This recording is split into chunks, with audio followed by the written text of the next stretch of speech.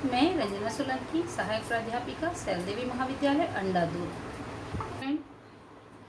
आज हम शिक्षा के समाजशास्त्री परिप्रेक्ष्य के अंतर्गत राष्ट्रीय पाठचर्या 1975 के बारे में अध्ययन करेंगे।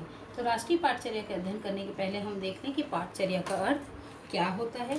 पाठचर्या का अंग्रेजी पर्यायवाची शब्द करिकुलम है। करिकुलम शब्द की उत्पत्ति लैटिन भाषा से हुई है, जिसका अर्थ है दौड़ का मैदान। पाठचर्या वह क्षेत्र है, मैदान क्षेत्र है, जिसका चक्कर लगाकर व्यक्ति लक्ष्य की प्राप्ति करते हैं। शिक्षा के सभी उद्देश्यों की प्राप्ति पाठचर्या के द्वारा होती है। पाठचर्या शैक्षिक उद्देश्यों की प्राप्ति का साधन है। राष्ट्रीय पाठचर्या 1975 की रूपरेखा को हम देखेंगे तो आगे अंततः 1975 में दिल्ली में पाठ्यक्रम प्रारूप पर विचार करने के लिए एक राष्ट्रीय सम्मेलन बुलाया गया और इसमें देश भर के 200 शिक्षाविदों ने भाग लिया। इसे ही राष्ट्रीय पाठचर्या की रूपरेखा 1975 कहा जाता है। इस पाठचर्या समिति के अध्यक्ष प्रोफेसर रईस अहमद थे। तो पाठचर्या के बारे में तो हम जान गए। आगे हम देखेंगे पाठचर्या की रूपरेखा 1975 के मुख्य सिफारिशों के बारे में। पाठचर्या की मुख्य सिफारिशों में है लोचपूर्ण पाठ्यक्रम का निर्माण, अर्थात पाठ्यक्रम में लोचपूर्णता के गुण होने चाहिए। विज्ञान और तकनीकी के नित नए परिवर्तन होते हैं, जिनको पाठ्यक्रम में शामिल किया जाना आवश्यक होता है। अगला पॉइंट है जनजीवन एवं आकांक्षाओं के अनुरूप। जनजीवन एवं आकांक्षाओं के अनुरूप पाठ्यक्रम को बनाए रखने के लिए जीवन की कुछ आवश्यकताएं, राष्ट्रीय एकता, सामाजिक न्याय, उत्पादन, आधुनिकीकरण, आध्यात्मिक मूल्य इत्यादि पर को पाठ्यक्रम में शामिल किया जाना चाहिए। आगे है अगला पॉइंट है विज्ञान एवं गणित विषय पर बल। तो पाठ्यक्रम में विज्ञान और गणित विषयों को भी पाठ्यक्रम में जोड़ा जाना चाहिए, जिसमें तर्क, जिज्ञासा एवं वैज्ञानिकता का बालकों में हम विकास कर सकें। कार्यानुभव पर बल। अगला पॉइंट है कार्यानुभव पर बल। कार्यानुभव पर बल अगला पॉइंट है कार्यानुभव पर बल, अर्थात छात्रों को सीखने पर बल दिया जाना चाहिए और प्रयोग पर बल दिया जाना चाहिए। उसके बाद नेक्स्ट पॉइंट पे आते हैं हम विभिन्न मूल्यों का विकास। तो जीवन के विभिन्न मूल्यों का विकास भी पाठ्यक्रम में शामिल किया जाना चाहिए। सामाजिक न्याय, जनतांत्रिक मूल्य, राष्ट्रीय एकता इत्यादि विषय को इसमें शामिल किया जाना चाहिए। पाठ्यक्रम लिंग, जाति, भाषा, धर्म या क्षेत्र के आधार पर नहीं होने चाहिए। आगे हम आते हैं त्रिभाषा नीति। त्रिभाषा नीति फार्मूला को अपनाने के लिए पहले बालक की प्राथमिक शिक्षा मातृभाषा में होनी चाहिए, उसके बाद अंग्रेजी और हिंदी को इसमें जोड़ा जाना चाहिए। अगला पॉइंट हम देखेंगे कलात्मक अनुभव और अभिव्यक्ति। कलात्मक अनुभव और अभिव्यक्ति के अंतर्गत सभी को ज्ञान के समान अवसर प्रदान किया जाना चाहिए, जिससे सभी के अंदर जो कलात्मक अभिव्यक्ति है वो बाहर प्रकट हो सके। आगे हम देखेंगे शारीरिक शिक्षा। शारीरिक शिक्षा के अंतर्गत हम यह देखेंगे कि विद्यालय में पाठ्यक्रम में विषयों के साथ साथ व्यायाम शिक्षा जैसी शिक्षाओं को भी जोड़ा जाना चाहिए। चरित्र निर्माण और मानव निर्माण की शिक्षा। चरित्र निर्माण और मानव मूल्य की शिक्षा के अंतर्गत स्काउट गाइड, एनसीसी, एनएसएस आदि गतिविधियों पर भी ध्यान दिया जाना चाहिए और चरित्र निर्माण के लिए करुणा, सहनशीलता, साहस और सर्वमंगल इत्यादि संभव है, जिनका विकास हम पाठ्यक्रम में कर सकते हैं। इसके बाद आगे हम देखेंगे स्वयं सीखने हेतु प्रोत्साहन। छोटे बच्चों को ज्ञान का स्रोत को उपलब्ध कराना अध्यापक का कार्य है, ताकि बच्चा ज्ञान की खोज स्वयं कर सके, अर्थात स्वयं सीखने को छात्रों को प्रेरित करना चाहिए। आगे हम पॉइंट में देखेंगे उपसत्रीय प्रणाली। उपसत्रीय प्रणाली का अर्थ होता है सेमेस्टर प्रणाली। सेमेस्टर प्रणाली ये होती है जिसमें हम जो वार्षिक परीक्षा का दबाव वर्ष भर छात्रों पर बना रहता है, इस दबाव को कम करने के लिए हम उपसत्रीय सेमेस्टर प्रणाली का उपयोग कर सकते हैं और आगे हम इस पर कार्य भी कर रहे हैं। सेमेस्टर प्रणाली के माध्यम से भी पढ़ाई हो रही है। आगे हम देखेंगे मूल्यांकन में सुधार। तो शिक्षा सिर्फ मूल्यांकन में सिर्फ बच्चे को रट ले और परीक्षा उत्तीर्ण कर ले, यह परीक्षा नहीं कहलाती है।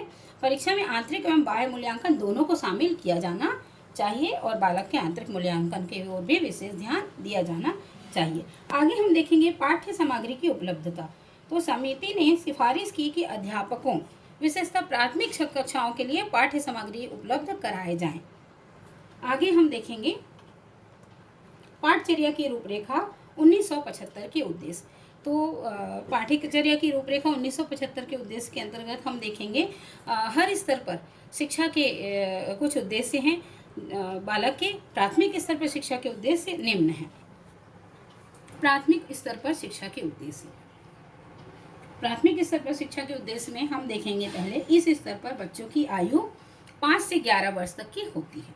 शिक्षा के माध्यम से बच्चे की प्रत्युन्नति, जिज्ञासा, सृजन शक्ति और क्रियाशीलता का विकास होना चाहिए। तो प्राथमिक शिक्षा के निम्न उद्देश्य बताए गए हैं। पहला है साक्षरता का विकास। बच्चे को प्रथम भाषा सिखाई जानी चाहिए, अर्थात मातृभाषा में उनको शिक्षा प्रदान की जानी चाहिए और अक्षर ज्ञान पहले छात्रों को सिखाई जानी चाहिए। उसके बाद सेकंड टॉपिक है, पॉइंट है अंक ज्ञान। इस स्तर पर शिक्षा का उद्देश्य बच्चों को अंक ज्ञान कराना होता है। नेक्स्ट है पर्यावरण का ज्ञान। पर्यावरण बच्चों को विज्ञान समझने की विधि आनी चाहिए। वो अपने जीवन और आसपास के वातावरण, विज्ञान और उसके क्षेत्र को समझ सके, इस योग्य छात्रों को बनाना चाहिए। सामाजिक मूल्यों का विकास। अगला है सामाजिक मूल्यों का विकास। इसके अंतर्गत प्राथमिक शिक्षा का उद्देश्य बच्चे में झंडे, राष्ट्रगान और राष्ट्रीय प्रतीकों, देश की जनतांत्रिक पद्धति और संस्थाओं का आदर करने की भावना बच्चों में उत्पन्न करनी चाहिए, अर्थात वो हमारे देश के राष्ट्रीय प्रतीकों का सम्मान करना सीखे। अगला है श्रम के प्रति सम्मान की भावना का विकास। छात्रों में श्रम के प्रति सम्मान की भावना का भी विकास किया जाना चाहिए ताकि वे श्रम के महत्व को समझ सकें। नेक्स्ट है स्वच्छता की आदत का विकास। छात्रों को स्वयं स्वच्छ रहना एवं अपने आसपास के वातावरण को स्वच्छ रखने की आदत का विकास छात्रों में करना चाहिए इस आयु में। अगला है सहकारिता की भावना का विकास। सहकारिता के गुणों के अंतर्गत हम देखते हैं नेतृत्व, दया, ईमानदारी, आपसी सहयोग आदि भावनाओं का विकास इस उम्र में होना चाहिए। तो प्राथमिक स्तर पर शिक्षा के उद्देश्य सहकारिता की विकास का भावना का विकास होना चाहिए। अगला पॉइंट हम देखेंगे सृजनात्मकता का विकास। सृजनात्मकता के विकास के अंतर्गत बच्चों के अंदर जो सृजनात्मक क्षमता है उन्हें प्राध्यापकों को बाहर निकालने का प्रयास करना चाहिए। आगे हम स्तर पर शिक्षा के उद्देश्य को हमने देखा। आगे हम देखेंगे पूर्व माध्यमिक स्तर पर शिक्षा के उद्देश्य, जिसके अंतर्गत है सामाजिक दृष्टिकोण का विकास, शासन व्यवस्था का ज्ञान, द्वितीय भाषा का ज्ञान और विज्ञान का ज्ञान। तो सामाजिक दृष्टिकोण का विकास देखने के लिए हम पहले देखेंगे पूर्व माध्यमिक स्तर में शिक्षा के उद्देश्य क्या होते हैं। कक्षा 6वीं से 8वीं तक का स्तर माध्यमिक स्तर का होता है। इस अवस्था में बालक की आयु 11 वर्ष से 14 वर्ष तक की होती है। बालक किशोरावस्था में प्रवेश कर चुका होता है। इस अवस्था के उद्देश्य में हम देखेंगे सामाजिक दृष्टिकोण का विकास। इस अवस्था में बच्चों का परिवार, स्कूल और समाज के साथ सामंजस्य करने में कठिनाई का सामना करना पड़ता है। इस अवस्था में बच्चों को बौद्धिक, भावात्मक, सामाजिक, शारीरिक प्रौढ़ता आती है, अतः उनको जीवन की वास्तविकताओं का सामना करना होता है।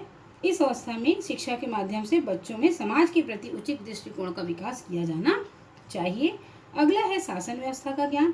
इस अवस्था का उद्देश्य जो शासन व्यवस्था है, देश के संविधान, जनतांत्रिक प्रक्रिया, विभिन्न संस्थाओं, न्यायपालिका, पुलिस प्रशासन, नगर निगम, कलेक्ट्रेट इत्यादि का ज्ञान छात्रों को कराया जाना चाहिए।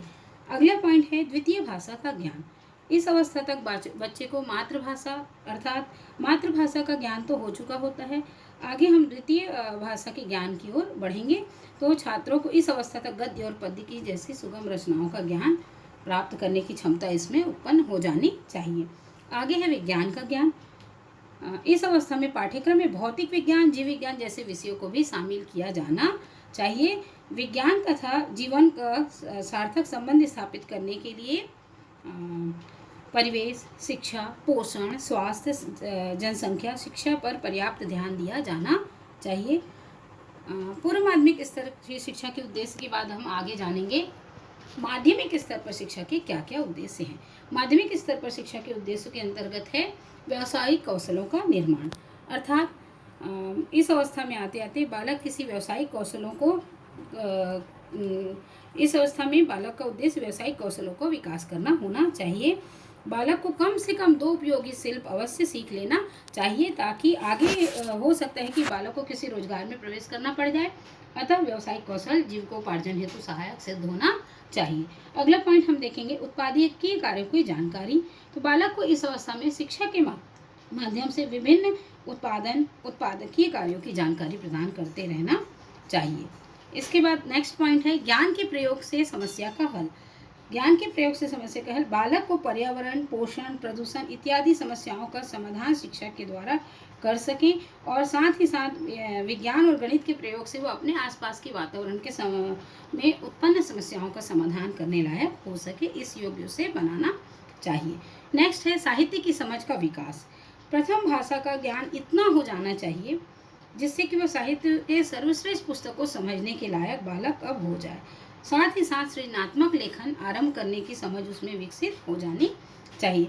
नेक्स्ट है समझ का विकास।